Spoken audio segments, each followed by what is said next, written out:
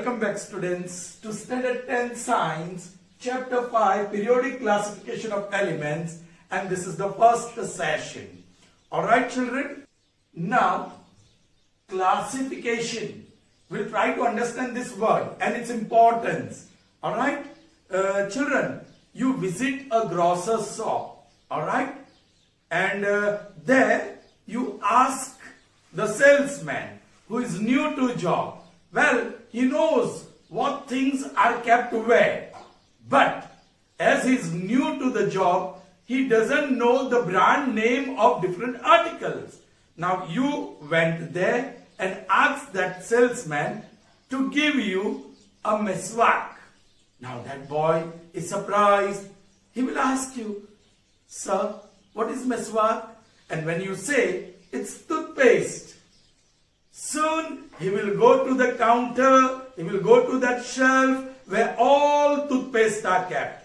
Colgate, Anchor, alright, and all other brands, companies, alright, okay. And from there, he will search meswak, toothpaste, and bring for you or give it to you. Correct? Now you know, all the things are very well arranged in the grocer's shop. The boy, though he is new, he knows, he has learned where all pulses are kept, where all cereals are kept, where cooking oils are kept, where all biscuits are kept, where, well, chocolates are kept, okay, spices and condiments are kept. Ask for anything and exactly he will go to the shelf where he will find that article. Because all the articles are classified and well placed, okay, in separate shelves in the shop. Alright, that makes the work of the salesman quite easy. He feels comfortable. The work can be done fast and that saves energy. Correct? There's no confusion. Alright, okay. So classification of articles in the grocer's shop saves time, energy, and makes the work convenient. You can comfortably work there.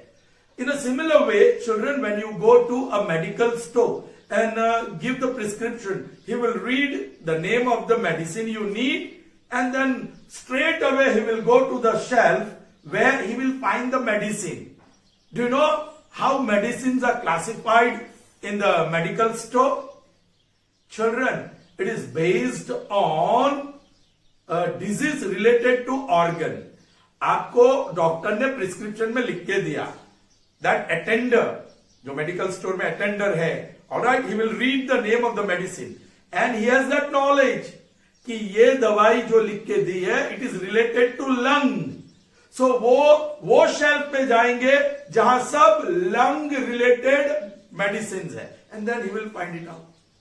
Alright, suppose के kidney related medicine लिख के दिया doctor ने, तो when he reads the medicine, he knows this medicine is related to some disorder in the kidney. So he will go to that counter where all medicines related to kidney disorders are kept. So that's how he finds very quickly. So here once again, for him to do the work, to find the medicine is quite easy. It is saving time, energy, and the work is comfortable for him because everything is classified.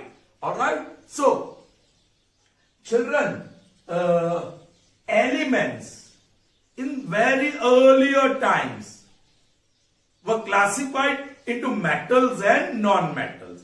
Pehla classification of all elements that were available during those times were classified into metals and non-metals. I need not go into the discussion of the difference between metals and non-metals. You know very well. Okay, children? Fine. Now, there is a story about metals, right? Once the people realized the importance of gold, a very valuable metal, the scientists started trying to make gold out of other metals. They learned how alloys are prepared. Two or more metals are homogeneously mixed and alloys prepared. right? Even a metal and non-metal can be combined in a definite proportion to prepare alloy of desired property, of desired characteristic. So scientists worked hard to prepare gold by mixing different metals and non-metals. But they did not succeed. But this hard work paid them sweet fruits because, yes, they learned the properties of each and every element that were present during those times. Alright? सब element की property जान लिया. They recognize all the properties. Alright?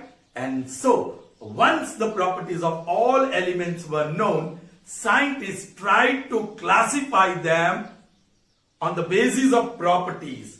Children, in those times, also the atomic masses were known. Atomic numbers were not known, but atomic masses of elements which existed during those times were known. Alright? So based on atomic masses and the properties of elements, scientists tried to classify them. A perfect classification was sought. But children, many scientists worked, but the work of few scientists were found to be prominent. One is Dobrinier.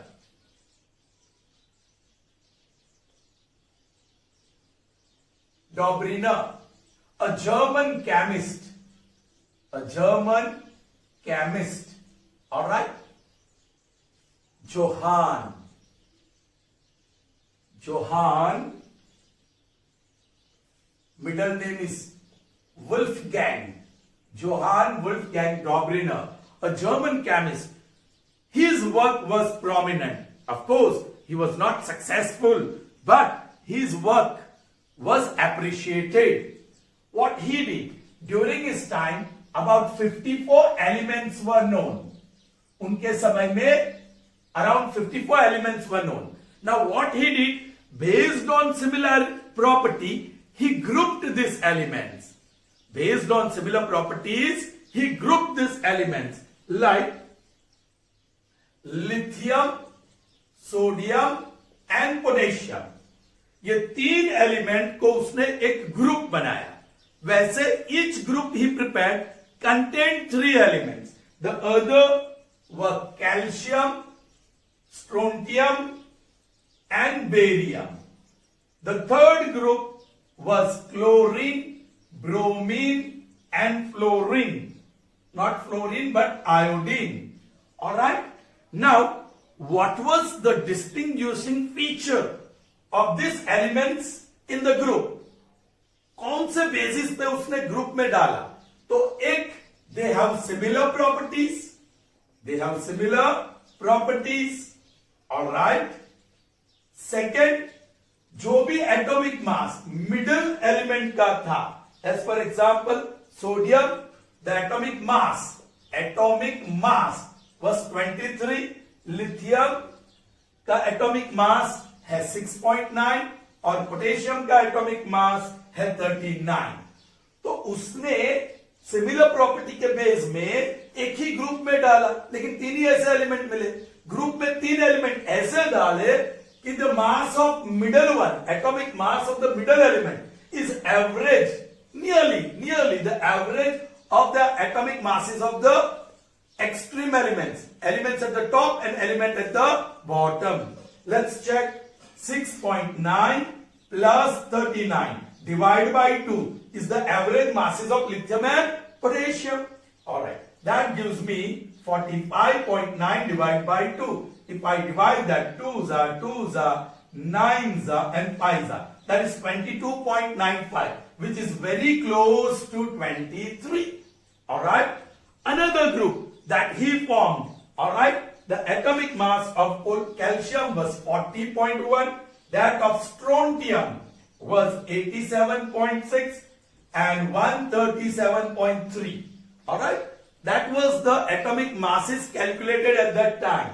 Now if you take average of the first and last, okay, 40.1 plus 137.3 divided by 2, that is 4771 divided by 2. 2 8s are 2 8s are 0.27s are. So that is around 88.7, which is very close to the atomic mass of strontium, which falls in the middle of the group. Correct? Now, chlorine, the atomic mass is 35.1, bromine 79.9, and iodine 126.9 atomic mass units.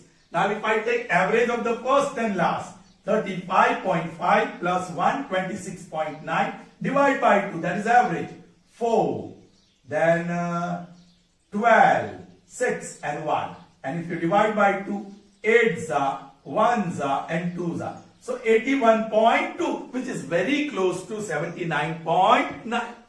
So what Dobrynyer did, he placed the elements in a group having similar property, and in each group he placed only 3 elements in such a way that atomic mass of the middle one is the average atomic mass of the first one and the third one. All right. So that is how he classified. But he succeeded in grouping only the 3 and 3 9 elements. Out of 54, only 9 elements he could group, and remaining 45 were left ungrouped. So, लेकिन children, उसकी theory fail गई. उसके समय में जो 54 elements थे, उसमें से सिर्फ 9 elements को अच्छी तरह classify कर सके, where he could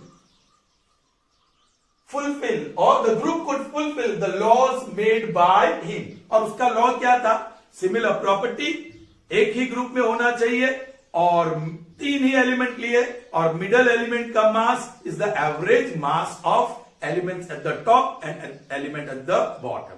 okay, so this is the limitation of Dobrynier's theory. His theory was called law of triads. Law of triads. क्यों? क्योंकि हर एक ग्रुप में उसने 3 एलिमेंट डाले थे. Is that clear, children? Fine. Okay. ये theory क्यों नहीं चली? Very simple. Out of 54 elements, he could make only 3 groups. Remaining elements remained ungrouped. They remained unclassified. All right. Okay. After that, children, हमको एक saying, we know one saying, कि failures are stepping stones to success. Correct? Yeah, failures are stepping stones of success. So Dobrynyer, he failed, but that was a stepping stone for another scientist, John Newland. He also failed. हम देखेंगे कि उसने कौन सा theory दिया. He also failed, but that was the stepping stone for next scientist, that is Mendeleev. And Mendeleev theory or his classification is considered to be the best amongst the work of all scientists. We are going to see them one by one. हम ये scientist की theory नहीं चली, फिर भी उसको याद रखते हैं, क्योंकि उसका काम एक स्टेपिंग स्टोन था towards the success. Alright, now let us see how John Newland, a British scientist, classified. लेकिन उसने Dobrynyer से वो आइडिया लिया था. कौन सा आइडिया? सिमिलर प्रॉपर्टी वाले एलिमेंट्स को एक ही ग्रुप में रखेंगे. Alright? Okay. Now what he did in his time, okay, I'll just erase this. Fine, children. Now John Newland. Alright? In his time 56 elements were known. 56 elements. वो Dobrynyer का काम 1817 AD में था, और ये न्यूलैंड ने जो थियोरी दी वो 1886 में दिया है. Right? Okay, 1866, not 86, it is 66. 1866. Clear? Alright. Now what Newland did, all 56 elements, the first one was hydrogen, और जो लास्ट वन था वो थोरियम था. हाइड्रोजन का atomic mass 1 atomic mass unit था, और थोरियम का 232 एटॉमिक मास यूनिट था. ऑलराइट, सो 1 यूनिट यूनिट भी बोल सकते हैं, was the mass of hydrogen and thorium का 232 units was the mass. Alright, अभी भी वही मास है, कुछ मासेस कैलकुलेशन में उस समय गलती हुई थी. ऑलराइट, चलिए. He arranged in ascending order. पहले ascending order of masses, ascending order of masses. So पहला एलिमेंट कौन सा आएगा? हाइड्रोजन. फिर उससे ज्यादा मास वाला, फिर कौन सा एलिमेंट? उससे सेकंड से ज्यादा मास वाला, और लास्ट 56th एलिमेंट थोरियम आया. क्यों? क्योंकि उसका सबसे ज्यादा मास था. पहला फर्स्ट वन हाइड्रोजन आया क्योंकि उसका सबसे कम था. So he arranged all the elements that were present in ascending order of their masses. Alright? फिर उसने all the properties were known. वो साइंटिस्ट ने बहुत मेहनत करके सबकी प्रॉपर्टीज जान ली थी. तो न्यूलैंड ने भी सिमिलर प्रॉपर्टीज वाले सब एलिमेंट को एक ही ग्रुप में डाला. ऑलराइट, तो क्या हुआ? What he observed कि फर्स्ट एलिमेंट उसने रखा, दूसरे एलिमेंट को प्रॉपर्टी अलग है तो दूसरे कॉलम में डाला, थर्ड एलिमेंट को तीसरे कॉलम में डाला, फोर्थ एलिमेंट को चौथे कॉलम में डाला, फिफ्थ एलिमेंट को पांचवें कॉलम में डाला, क्योंकि प्रॉपर्टी अलग है तो बाजू में रखा. सेवंथ को अलग रखा.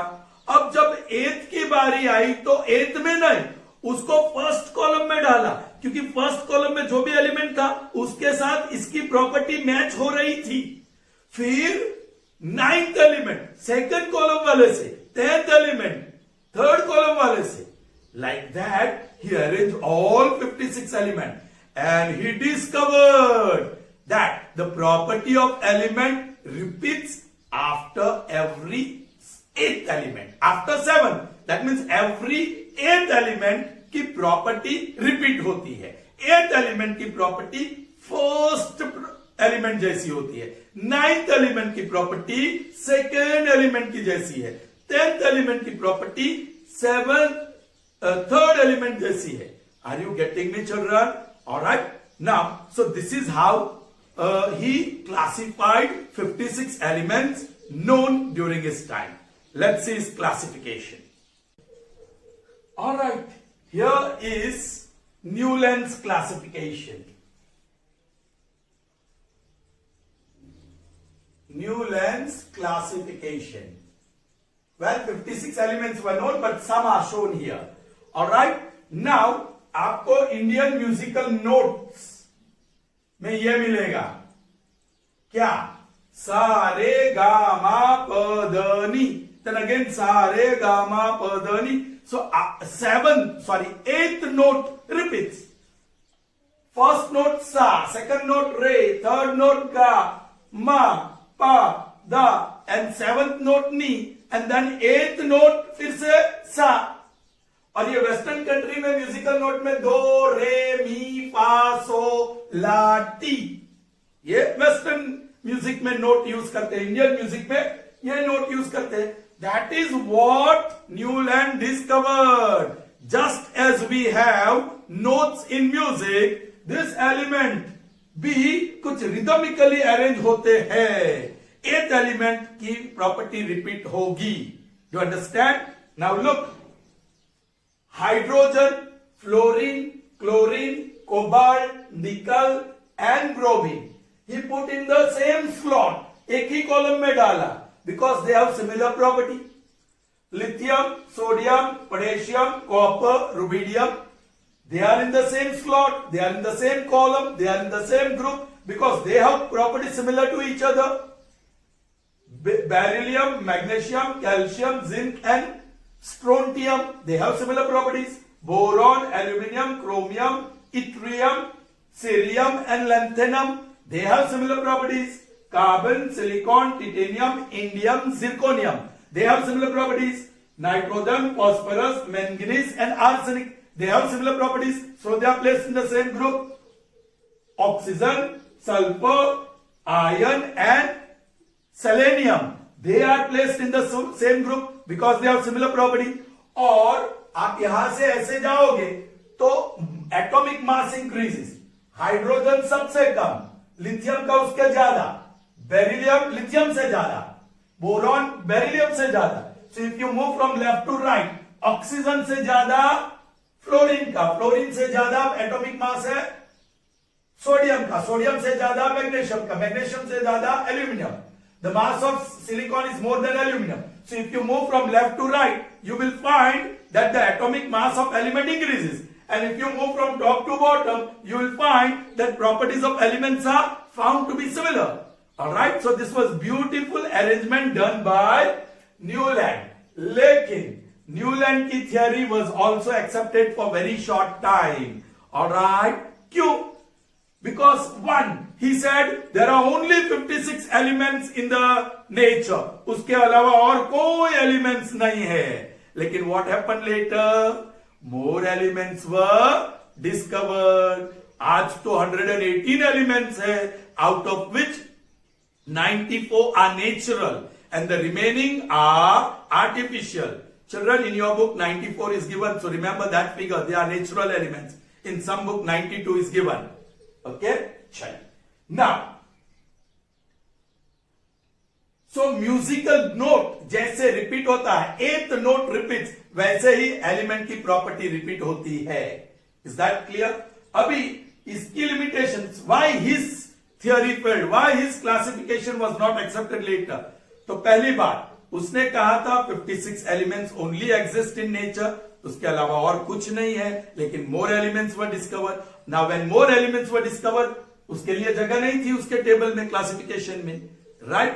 Second, you can see cobalt and nickel. He placed in this column with hydrogen, fluorine, chlorine or bromine.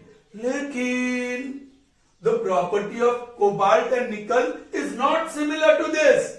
उसने जबरदस्ती इधर डाला, क्योंकि असेंडिंग ऑर्डर में आता है, आयन के बाद कोबाल्ट आएगा, तो उसको कहां डाले, तो उसने यहां डाल दिया.